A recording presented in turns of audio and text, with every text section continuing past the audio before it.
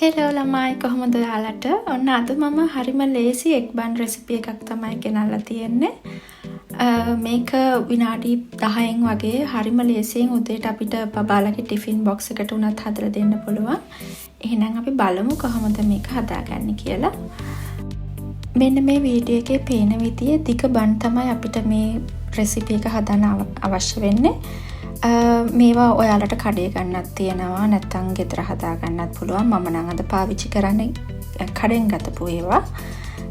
මුලින්ම අපි ඒ වගේ බන් එකක් අරගෙන මේ විදියට බටර් ටිකක් ගාලා පෑන් එකේ රත් කර ගන්න ඕන. චුට්ටක් අර රන්වන් පාට වෙනකන් රත් කර ගන්න ඕන.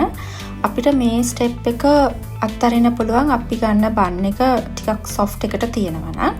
හැබැයි මගේ එක පොඩ්ඩක් අර කුඩු හැලන වගේ ගතියක් තියෙන හින්දා මම මේ විදිහට බටර් ටිකක් ගාලා රන්වන් පාට වෙනකම් පෑන් එකේ තියාගත්තා. ඉතින් මෙන්න මේ විදිහට මුලින්ම මම බන් 3ක් ලෑස්ති කරගත්තා. ඊට පස්සේ ඒ පෑන් එකටම තෙල් ටිකක් දාගෙන රත් වීගෙන එනකොට මම බන් 3ට හරියන්න එක් 3ක් හදාගෙන තමයි හදන්නේ. ඒක හින්දා තැන් 3කට දෙකම පෑන් එකේ කරගන්න පුළුවන් හින්දා ලොකු පෑන් එකක් හින්දා තැන් 3කට මම වීඩියෝ එකේ පේන විදියට මිරිස් කෑලි ටිකක් දාගත්තා. දාගෙන චුට්ටක් මම ඒක මේ බැදෙන්න වගේ තිව්වා. මෙතෙන්දී ඕගලන්ට තෙල් වෙනුවට බටර් උනක් පාවිච්චි කරන්න පුළුවන්.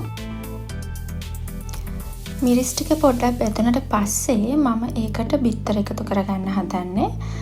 මම බිත්තරේ කහ මදේ සුදු මදේ මික්ස් වෙන්නේ නැතුව පරිස්සමින් කඩාගෙන වෙන වෙනම බිත්තර 3 පෑන් එකට එකතු කරගන්නවා.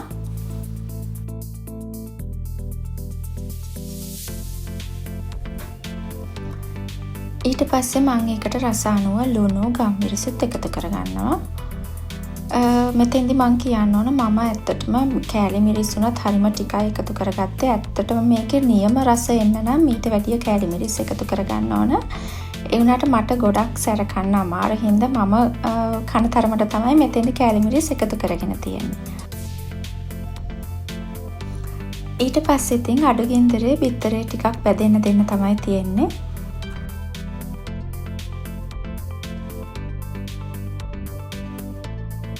මම ඉතින් බන් එකේ ලස්සනයි රසයි දෙකම වැඩි කරගන්න සලාද කොලයකට එකතු කරගත්තා.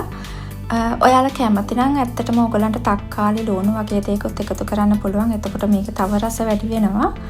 ඇත්තටම මට නම් ඒවා එකතු කරන්න අමතක වුණා. මොකද මම මේ වෙලාවේ හරිම බඩගින්නෙන් හිටියේ. වීඩියෝ එක එඩිට් කරනකොට තමයි මට මතක් වුණේ අනේ මට තක්කාලි ලුණු එකතු කරන්න බැරි වුණා නේද කියලා. එහෙනම් ඔයාලා හැමෝටම සුබ දවසක්.